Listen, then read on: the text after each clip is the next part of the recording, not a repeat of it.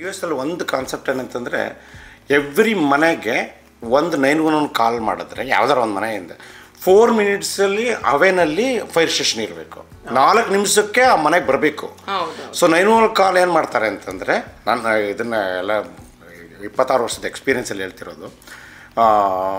ಅದು ಫಸ್ಟು ಅದು ಇದಕ್ಕೆ ಹೋಗುತ್ತೆ 911 ಕಾಲ್ ಪೊಲೀಸ್ಗೆ ಹೋದರೆ ಅವನು ಆಂಬುಲೆನ್ಸ್ಗೆ ಇನ್ಫಾರ್ಮ್ ಮಾಡ್ತಾನೆ, ಫೈರ್ ಸ್ಟೇಷನ್ಗೆ ಅವನೇ ಇನ್ಫಾರ್ಮ್ ಮಾಡ್ತಾನೆ, 3 ಜೊತೆಲಿ ಬಂದುಬಿಡ್ತಾರೆ. ಫೈರ್ ವ್ಯಾನ್ ವೆಹಿಕಲ್ ಇರ್ತದೆ, ಒಂದು ಆಂಬುಲೆನ್ಸ್ ಇರ್ತದೆ, ಒಂದು ಕಾಪು ಬಂದು. ಸೊ ಯಾರು ಈಗ ಯಾರಿಗಾರು ಫೈರ್ ಆಗಿ ಅವ್ರು ಏನಾದ್ರು ಹೆಲ್ತ್ ಪ್ರಾಬ್ಲಮ್ ಆಗಿತ್ತು ಅಂತಂದರೆ ಆಂಬುಲೆನ್ಸ್ ಅವರು ಟೇಕ್ ಕೇರ್. ಫೈರೇ ಆಗಿತ್ತು ಅಂತಂದರೆ ಫೈರ್ ಇಂಜಿನ್ ವಿಲ್ ಏನೋ ಪೂರ್ತಿ ಟ್ಯಾಪ್ಗೆ ಅದು ಇದು ವಾಟರ್ ಇದಿರುತ್ತಲ್ಲ ಅದನ್ನು ತೆಗೆದು ಕನೆಕ್ಟ್ ಮಾಡ್ತಾರೆ. ಇಲ್ಲ ಏನಾದ್ರು ಹೋಮ್ ಇದ್ರದ್ದು ಏನಾದ್ರು ಇಂಪ್ಯಾಕ್ಟ್ ಆಗಿತ್ತು ಅಂತಂದರೆ ಅದನ್ನು ಅವ್ರು ಮಾಡ್ತಾರೆ. ಆ ಥರ ವೆರಿ ನೈಸ್. ಇವರು ನಮ್ಮ ಸರ್ ನಮಸ್ಕಾರ.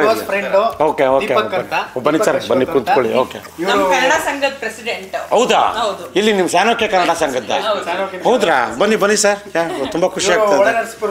ಹಾಂ, ನಮ್ಮ ಹಾಸನ. Okay very nice. ಹೌದಾ? Very nice. ನೀವೆಲ್ಲಿ ಎಷ್ಟು ದಿವಸ ಆಯಿತು? ಇದು ಅಮೆರಿಕಕ್ಕೆ ಬಂದು ಎಷ್ಟು ವರ್ಷ ಆಯಿತು? ಬಂದು 6 ವರ್ಷ ಆಯಿತು. ಬರೀ 6 ವರ್ಷನ? ಹೌದಾ? 2008 to 2013 ಇದ್ರಿ, ಮತ್ತೆ ವಾಪಸ್ ಹೋಗ್ಬಿಟ್ಟಿದ್ರಿ. ಮತ್ತೆ ಹೋಗಿದ್ದ್ಯಾಕೆ ಬಂದಿದ್ದ್ಯಾಕೆ? ಸುಮ್ಮನೆ ನಿಮ್ಮ ಒಂದು ಎಕ್ಸ್ಪೀರಿಯನ್ಸ್. ವಾಪಸ್ ಹೋಗಿದ್ದು ಫಸ್ಟ್ ಬಂದಾಗ ಅನ್ಕೊಂಡ್ವಿ ಮೋಸ್ಟ್ಲಿ ಸಾಕು ಅಮೆರಿಕಾಲ್ಗೆ ವಾಪಸ್ ಹೋಗೋಣ, ಅಪ್ಪ ಅಮ್ಮ ಇರ್ಬೇಕು ಜೊತೆಗೆ ಅಂತ. ಅಲ್ಲಿ ಜೊತೆನಲ್ಲಿ 2 ಎಕ್ಸ್ಪೀರಿಯನ್ಸ್ ಬೇಕಲ್ವಾ? ನಾವು ಇಲ್ಲಿ ಫಸ್ಟ್ ಬಂದಾಗ ಇನ್ನು ಬ್ಯಾಚುಲರ್ ಅವಾಗ ಹೋಗಿ ಮದುವೆ ಆಗಿ ಬಂದು ಒಂದು ಎಕ್ಸ್ಪೀರಿಯನ್ಸ್ ಅಮೆರಿಕ ಹೆಂಗಿರುತ್ತೆ ಅಲ್ಲಿಂದ ಬಂದು ಮದುವೆ ಆದ್ಮೇಲೆ ಬಂದ್ವಿ. ಮತ್ತೆ ಆಮೇಲೆ ನನ್ನ ವೈಫ್ಗೆ she wanted to go back. Okay, ಇಲ್ಲಿ ಸಾಕು ಅಲ್ಲಿ ಅಪ್ಪ ಅಮ್ಮನ ಜೊತೆ ಇರೋಣ ಅಂತ ಅಂದ್ಬಿಟ್ಟು ದೆನ್ ಅಲ್ಲಿ ಹೋದ್ಮೇಲೆ 2 ಲೈಫನ್ನು ಕಂಪೇರ್ ಮಾಡಿ ದೆನ್ ಇದೇ ಬೆಟರ್ ಅಂತ ವಾಪಸ್ ಬಂದಿದ್ದೀರಾ? ಬೆಟರ್ ಅಂತ ಏನಿಲ್ಲ, ನನ್ನ ಮಗಳು ಇಲ್ಲೇ ಹುಟ್ಟಿದ್ದು ಇದ್ದಾಗ. ಸೊ ಅವಳ ಎಜುಕೇಶನ್ನು ದೆನ್ ವಾಪಸ್ ಮತ್ತೆ ಆಪರ್ಚುನಿಟಿ ಸಿಕ್ತು. We just came back.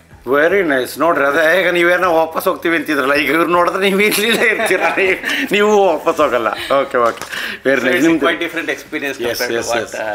Good.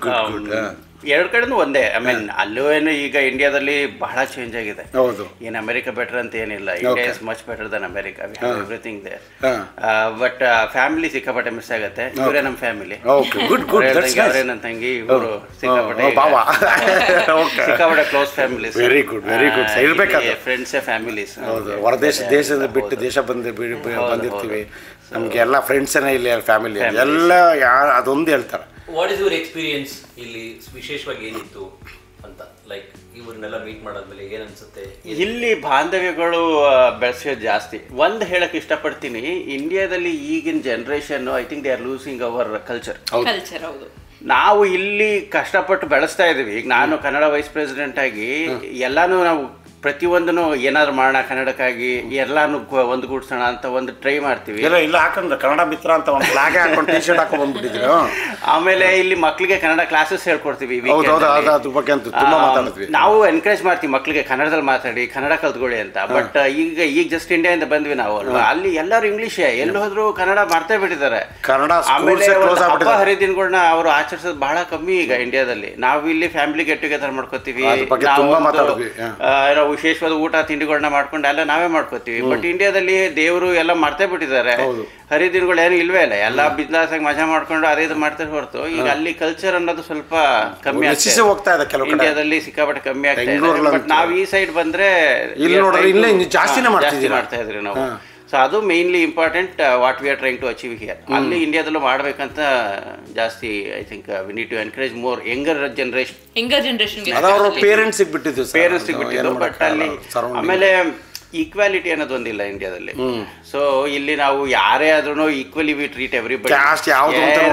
ಏನಿಲ್ಲ, ಅಲ್ಲಿ ಶ್ರೀಮಂತರಾಗಿ ಇರ್ತಾರೆ, ಬಡವರಾಗಿ ಇರ್ತಾರೆ. ನಾವಿಲ್ಲಿ ಎಷ್ಟೇ ಶ್ರೀಮಂತರಾಗಿದ್ರು ಮಕ್ಕಳನ್ನ ಈಕ್ವಾಲಿಟಿಲೇ ಬೆಳೆಸ್ಬೇಕು. ಅವರು ಕೆಲಸ ಮಾಡ್ಬೇಕು, ಅವರೇ ಮಾಡ್ಬೇಕು. ಬಟ್ ಅಲ್ಲಿ ಹಂಗಲ್ಲ, ಶ್ರೀಮಂತರ ಮಕ್ಕಳು they start getting expensive cars, expensive phones right from the day one. Correct. So they don't know what is value of the money. So that is what ನಮ್ಮ ಅಪ್ಪ ಮಾಡಿರೋದು ಅಂತ ಮಜಾ ಮಾಡ್ತೀನಿ ಅನ್ನೋ ತರ ಕಾನ್ಸೆಪ್ಟ್. ಇಲ್ಲಿ ಎಲ್ಲಾನು ಅರ್ನ್ ಮಾಡ್ಕೋಬೇಕು ಅವರೇ. ಒಂದು ಫೋನ್ ಬೇಕಾ, they have to earn it. ಹೌದು, ಫೋನ್ ಕೊಡಿಸ್ಬೇಕು ಅಂದ್ರೆ ಇಷ್ಟು ಕೆಲಸ ಎಲ್ಲ ಮಾಡಿ ಪಾಯಿಂಟ್ ಸಿಸ್ಟಮ್ ಅಂತ. ಓಕೆ, ಇಷ್ಟು ಪಾಯಿಂಟ್ ಗೇನ್ ಆಗಿದ್ರೆ ಒಂದು ಫೋನ್ ಕೊಡಿಸ್ತೀನಿ ಅಂತ. ಈಗ ನನ್ನ ಮಗಳಿಗೆ ನಾವೇನ್ ಮಾಡಿದ್ವಿ ಅಂದ್ರೆ ಅವಳು ಹಿಂಗೆ ಸ್ಟಾರ್ಟಿಂಗ್ ಬಂದಾಗ ಕೊಡ್ತಿಲ್ವಲ್ಲ, ಪಾಪ ಇದು ಬರೀ $10 ಕೊಡ್ಸು ಅಂತ ನೋಡು. $10 ಅಮ್ಮ, ಅದು $10 ಅಷ್ಟೇ ಅಲ್ವಾ. ನಾನು ಅದಕ್ಕೆ ನೋಡ ಅರ್ನ್ ಮಾಡಿದ್ರೆ ಗೊತ್ತಾಗುತ್ತೆ ಅಂದ್ಬಿಟ್ಟು ಅವಾಗಿಂದ ಅವ್ರಿಗೆ ಹೆಂಗೆ ಅಂದ್ರೆ, ಈಗ ಮನೇಲಿ ಅಮ್ಮನ ಕೆಲಸದಲ್ಲಿ ಹೆಲ್ಪ್ ಮಾಡ್ಕೊಡ್ಬೇಕು, $1 ಕೊಡ್ತೀನಿ, 50 ಸೆಂಟ್ ನೀನ್ ಕೊಡ್ತೀನಿ, ಹೋಮ್ವರ್ಕ್ ನೀನೇ ಮಾಡ್ಕೋಬೇಕು, ನೀನ್ ರೂಮ್ ಕ್ಲೀನ್ ಆಗಿ ಇಟ್ಕೋಬೇಕು, ಈ ತರ ಹೆಂಗೆಲ್ಲ ಮಾಡಿ ಅವಾಗ ಅವಳು ಕೊಟ್ಟು ತಗೋ ಇವಾಗ ಅಂದ್ರೆ ಸೊ ಸೋ ಬ್ಯೂಟಿಫುಲ್. ಓಕೆ, ಹೌದು. ಹಂಗೆ ಅದೊಂದು ಮಕ್ಕಳಿಗೆ ಅದು ಅದು ಬೇಸಿಕ್ ಕಲ್ಚರ್ ಕಲ್ಸ್ಕೊಟ್ಟಾಗ ವ್ಯಾಲ್ಯೂ ಆಫ್ ಮನಿ ಇರ್ಬೋದು, ಇನ್ನೊಂದಿರ್ಬೋದು. ಹೌದು. ಈಗ ನೋಡಿ ಇವಾಗ ಹೈಸ್ಕೂಲ್ಗೆ ಹೋಗ್ತಾ ಇದ್ದಾಳೆ. ಸೊ ಈಗ ಅವಳು she can go and work out side. ಹೌದು. ಸೊ ಈಗ ಶುರು ಮಾಡ್ತಾಳೆ ಬರ್ತಿದ್ದಂಗೆ ಹೈಸ್ಕೂಲ್ಗೆ ಒಂದು ಹೋಗಿ, ಈಗ ವೀಕೆಂಡ್ಸ್ ಫ್ರೀ ಇರ್ತಾರಲ್ಲ, ಹೌದು, ಫ್ರೀ ಇದ್ದಾಗ ಹೋಗಿ ಈಗ ಎಲ್ಲಿ ಟೀಚಿಂಗ್ ಮಾಡೋದಿರ್ಬೋದು, ಅಥವಾ ಈಗ ಅವಳು 8ನೇ ಕ್ಲಾಸ್ 9ನೇ ಕ್ಲಾಸ್ಗೆ ನೀವು can put her on job. ಅದು they will earn on their own money, ಅವರ ಎಕ್ಸ್ಪೆನ್ಸ್ ಅವರೇ ನೋಡ್ಕೋತಾರೆ, ಮಾಡ್ಕೊಬಹುದು. ಆಮೇಲೆ ಇಲ್ಲಿ ಇನ್ನೊಂದೇನಂದ್ರೆ ಸ್ಕೂಲ್ಗಳಲ್ಲಿ ಅದನ್ನ ಎನ್ಕರೇಜ್ ಮಾಡ್ತಾರೆ, ಏನಂದ್ರೆ ವಾಲಂಟಿಯರಿಂಗ್ ಸರ್ವಿಸ್ ಅಂತ. ಈಗ ನಿಮ್ಗೆ ಅದು ಓಲ್ಡ್ ಏಜ್ ಹೋಮ್ಗೆ ಇರ್ಬೋದು, ಅಥವಾ ಹಾಸ್ಪಿಟಲ್ ಅಲ್ಲಿ ಇರ್ಬೋದು, ಅಥವಾ ಇಲ್ಲಿ ಸರ್ವಿಸ್ ಸೆಂಟರ್ಗಳು ಇರ್ತದೆ. ಅಲ್ಲೇನಪ್ಪಾ ಅಂದ್ರೆ ಈಗ ಈ ಹೋಮ್ಲೆಸ್ ಅಥವಾ ಅಂಡರ್ ಬಿಲೋ ದ ಪಾವರ್ಟಿ ಅಲ್ಲಿ ಒಂದು ಸರ್ವಿಸ್ ಸೆಂಟರ್ ಅಲ್ಲಿ ನಿಮಗೆ ಫುಡ್ ಪ್ರೊವೈಡ್ ಮಾಡ್ತಾರೆ, ಕ್ಲೋದಿಂಗ್ ಪ್ರೊವೈಡ್ ಮಾಡ್ತಾರೆ, ಬೇರೆ ಬೇರೆ ಸರ್ವಿಸಸ್ ಇರುತ್ತೆ. ಅಲ್ಲೆಲ್ಲ ಹೋಗಿ ವಾಲಂಟಿಯರಿಂಗ್ ಮಾಡ್ಬೋದು. ಸ್ಕೂಲಲ್ಲಿ ಅದನ್ನ ನೀವು ಒಂದು ಇಯರ್ಗೆ ಇಷ್ಟ ಅವರ್ಸ್ ಅಂತ ಇರ್ತದೆ, ಮಾಡ್ಲೇಬೇಕು ಅವರು. ಸೊ ಅವ್ರು ಹೋಗಿ ಅಲ್ಲಿ ಸರ್ವಿಸ್ ಮಾಡಿ 100 hours ಮಿನಿಮಮ್ ಮಕ್ಕಳು ವಾಲಂಟಿಯರಿಂಗ್ ಮಾಡಬೇಕು. ಈ ತರದ್ದು ಅಲ್ಲಿ ಕಲಿಕೆ ಎಷ್ಟಾಗುತ್ತೆ. ನೀವೇನು ಕಲ್ಸ್ಕೊಡ್ಲೇಬೇಕಾಗಿಲ್ಲ, ಅವ್ರ ಬೇಸಿಕ್ ಲೈಫ್ ನ ಅಲ್ಲೇ ಕಲ್ತ್ಕೊಂಡ್ಬಿಡ್ತಾರೆ ಅವ್ರು. ಅವಾಗ ಈ ಓಲ್ಡ್ ಏಜ್ ಹೆಂಗಂದ್ರೆ ಹೆಂಗಿರುತ್ತೆ, ನಮ್ಮ ಅಪ್ಪ ಅಮ್ಮನ ಹೆಂಗ್ ನೋಡ್ಕೋಬಹುದು ಅಂತ ಅಲ್ಲೇ ಕಲ್ತ್ಕೊಂಡ್ಬಿಡ್ತಾರೆ. ಈಗ ಫುಡ್ ಅಂದ್ರೆ ವ್ಯಾಲ್ಯೂ ಏನು ಅಂತ ಪ್ಯಾಕ್ ಮಾಡ್ತಿರ್ತಾರಲ್ಲ, ಫುಡ್ ವ್ಯಾಲ್ಯೂ ಅವಾಗ ಗೊತ್ತಾಗುತ್ತೆ. ಈ ಫುಡ್ನ ಎಷ್ಟು ಜನ ನಾವು ಪ್ಯಾಕ್ ಮಾಡ್ತಾರೆ, ಅದನ್ನ ಎಷ್ಟು ಜನಕ್ಕೆ ಸಪ್ಲೈ ಮಾಡ್ತಾರೆ, ಅವರೆಲ್ಲರಿಗೂ ಊಟ ಇಲ್ದವ್ರಿಗೆ ಅಂತಂದಾಗ ಆ ವ್ಯಾಲ್ಯೂ ಗೊತ್ತಾಗುತ್ತೆ ಅವ್ರಿಗೆ. ಆ ಮಕ್ಕಳಿಗೆ ಅದನ್ನ ಬೆಳೆಸ್ಕೊಡ್ಬೇಕು ಅಲ್ವಾ ಅಣ್ಣ. ಎಷ್ಟು ಬೇಕೋ ಅಷ್ಟೇ ಹಾಕಿಸ್ಕೊಂಡು ಊಟ ಮಾಡ್ತಾರೆ, ವೇಸ್ಟ್ ಮಾಡಲ್ಲ, ಪ್ಲೇಟಲ್ಲಿ ಮಾತ್ರ ಬಿಡಲ್ಲ. ಅದೊಂದು ಎಲ್ಲಾ ಮಕ್ಕಳು ಅದನ್ನೇ ಹೇಳ್ತಾರೆ. ನಾವು ಪೇರೆಂಟ್ಸ್ ಸುಮಾರು ಜನ ಇಂಟರ್ವ್ಯೂ ಮಾಡಿದ್ವಿ, ಯಾಕಂದ್ರೆ ಅದು they know the value of the food. ನಮ್ಮಲ್ಲಿ ಒಂದು ಪ್ರೋಗ್ರಾಮ್ ಮಾಡಿದ್ರು, ಒಂದು ಯಾವುದೋ ಒಂದು ಚಾನಲ್ ಅವರು, ತುತ್ತು ತ್ಯಾಜ್ಯವಲ್ಲ ಅಂತ. ಈ ಮದುವೆ ಮನೆಗಳಲ್ಲಿ ಮಿಕ್ಕೋದು ಇರ್ತದಲ್ಲ ಫುಡ್ಡು, ಅದನ್ನ ಎಷ್ಟೋ ಇದಕ್ಕೆ ಆರ್ಫನ್ ಸ್ಕೂಲ್ಗೆ ಕೊಡ್ಬೋದು, ಅಷ್ಟೊಂದು ಫುಡ್ನ ವೇಸ್ಟ್ ಮಾಡ್ತಾರೆ. ಇಲ್ಲಿ ಮಾತ್ರ ಒಂದು ಫುಡ್ನು ಪ್ಲೇಟ್ ಹಾಕೋಬೇಕಾದ್ರೆ ನಂಗೆ ಎಷ್ಟು ಬೇಕು ಅಷ್ಟನ್ನೇ ಹಾಕ್ಸ್ಕೋಬೇಕು, ಅಷ್ಟು ತಿನ್ಬೇಕು ಅನ್ನೋದ್ರ ವ್ಯಾಲ್ಯೂ ಗೊತ್ತಾಗುತ್ತೆ. ನಾವು ನೀವು ಹೇಳ್ದಂಗೆ ಫುಡ್ ಮಿಕ್ಕಿದ್ರು, ಈಗ ನಾವು ಕನ್ನಡ ಸಂಘದಿಂದ ಫಂಕ್ಷನ್ ಮಾಡಿದಾಗ ಚಾರಿಟಿಗೆ ಡೊನೇಟ್ ಮಾಡ್ತೀವಿ, ಇಷ್ಟು ಮಿಕ್ಕಿದೆ ಅಂತ ಹೇಳಿ will give it to them. ಎಲ್ಲ ತಗೋತಾರೆ ಅವರು. ನಾವಿಲ್ಲಿ ಯಾವತ್ತು ಫುಡ್ ವೇಸ್ಟ್ ಮಾಡಲ್ಲ. ಇಲ್ಲಿ ಫಂಕ್ಷನ್ ಮಾಡಿ ಫಂಕ್ಷನ್ ಫುಡ್ ಅಷ್ಟೇ. ಮನೇಲೇನು ಏನೋ ಒಂದು ಫಂಕ್ಷನ್ ಮಾಡಿರ್ತೀವಿ, ಸತ್ಯನಾರಾಯಣ ಸ್ವಾಮಿ ಪೂಜೆ ಮಾಡಿರ್ತೀವಿ, ಅಥವಾ ಇನ್ನೊಂದೇನೋ ಹೋಮ ಮಾಡಿರ್ತೀವಿ, ಮನೆಯಲ್ಲಿ ಫುಡ್ ಹೊರಗಡೆಯಿಂದ ಆರ್ಡರ್ ಮಾಡಿರ್ತೀವಿ, ಜಾಸ್ತಿ ಉಳ್ಕೊಂಡ್ಬಿಟ್ಟಿರುತ್ತೆ.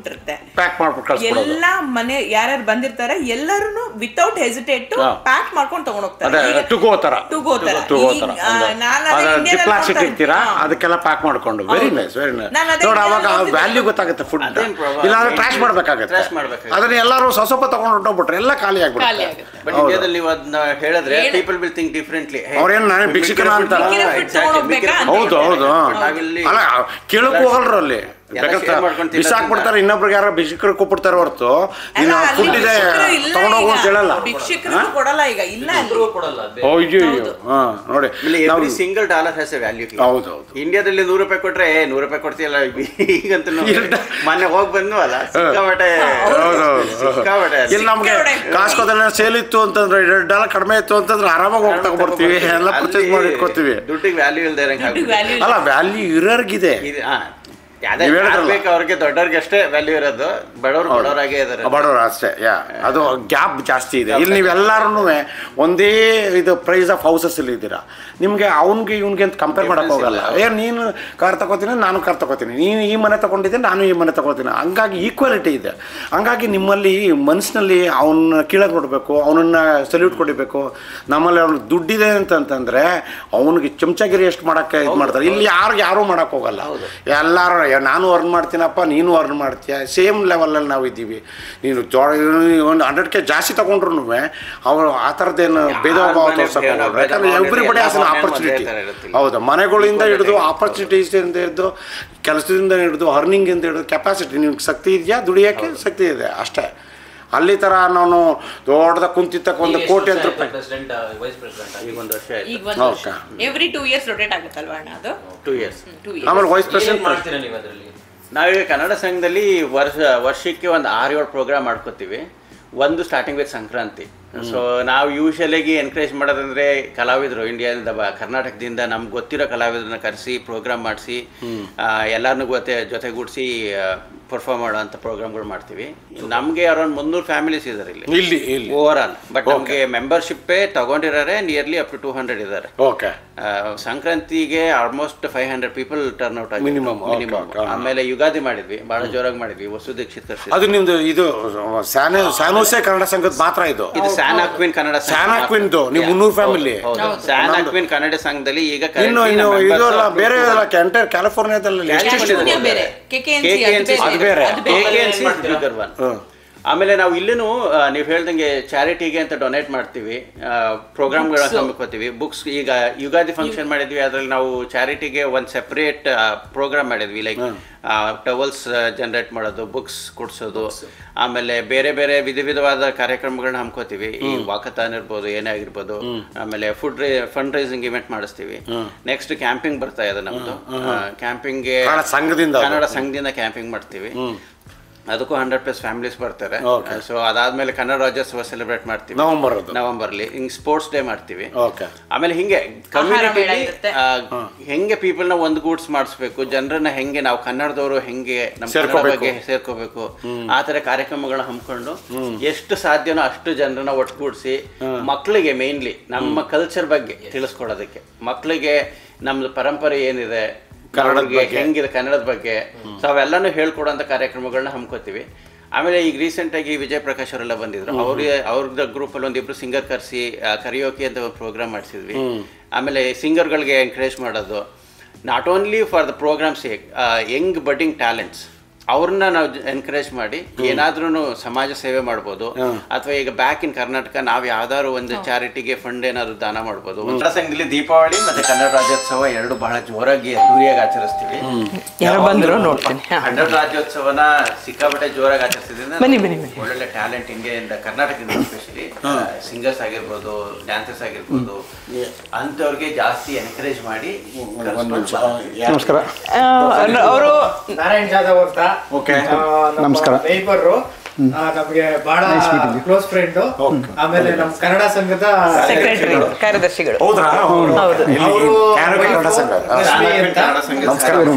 ದಾವಣಗೆರೆ ಅವರು, ಇವರು ಧಾರವಾಡ. ನಮ್ದು ಧಾರವಾಡ. ಉತ್ತರ ಕರ್ನಾಟಕದವ್ರು ಬನ್ನಿ ಥ್ಯಾಂಕ್ ಯು ಥ್ಯಾಂಕ್ ಯು. ಖುಷಿ. ನಮಸ್ಕಾರ, ನನ್ನ ಹೆಸರು ನಾರಾಯಣ್ ಜಾಧವ್ ಅಂತೇಳಿ. ನಮ್ಮದೂರು ಆ್ಯಕ್ಚುಲಿ ಸ್ವಂತೂರು ಬಂದು ರೋಣ ಅಂತೇಳಿ, ಗದಗ ಡಿಸ್ಟ್ರಿಕ್ಟು. ಹೌದಾ. ಆಮೇಲೆ ಈಗ ಧಾರವಾಡದಾಗ ಅದೀವಿ. ನಮ್ಮನೆ, ನಮ್ಮ ತಾಯಿಯವರು, ನಮ್ಮ ಅಣ್ಣ ಎಲ್ಲ, ನಮ್ಮ ರಿಲೇಟಿವ್ಸ್ ಎಲ್ಲರೂ ಧಾರವಾಡದಾಗ ಅದೀವಿ. ಬಟ್ ಈಗ ನಾವಿಲ್ಲಿ ಅಮೇರಿಕಕ್ಕೆ ಬಂದು ಈಗ 13 ವರ್ಷ ಆಯ್ತು. 13 ವರ್ಷ ಆಯ್ತು. ಏನು ಗ್ರೀನ್ ಕಾರ್ಡ್ ಇದ್ದೀರಾ, ಸಿಟಿಸನ್ ಇದ್ದೀರಾ, ಹೆಂಗೆ? ಈಗ ನಾವು ಸಿಟಿಜನ್ಶಿಪ್ ತೊಗೊಂಡಿವಿ. ಈಗ ಹಿಂಗಾಗಿ ಈಗ 4-5 ವರ್ಷ ಆಯ್ತು.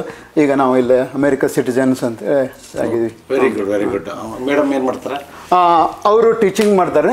ಅವ್ರು ಇಲ್ಲೇ ಸ್ಕೂಲಲ್ಲಿ ಅವರು ಟೀಚಿಂಗ್ ಇದು ಮಾಡ್ತಿದ್ದಾರೆ. ಕರ್ನಾಟಕಕ್ಕೆ ಬಂದು ಇಲ್ಲಿ ಮಕ್ಕಳಿಗೆ ಟೀಚರ್ ಆಗಿದ್ದೀರಾ? ನಿಮ್ಗೆ ನಿಜವಾಗ್ಲೂ ಹೇಳ್ತೀನಿ, ನಿಜವಾಗಿ ಎಲ್ಲ ಬರೀ IT ಅವರೇ ಮಾತ್ರ ಅಂತ ಅನ್ಕೊಂಡ್ಬಿಟ್ಟಿದ್ದೆ ನಾನು. ಇಲ್ಲ ಲಾಯರ್ಸ್, ಇಲ್ಲ ಡಾಕ್ಟರ್, ಟೀಚರ್ಸ್ ಇದ್ದಾರೆ.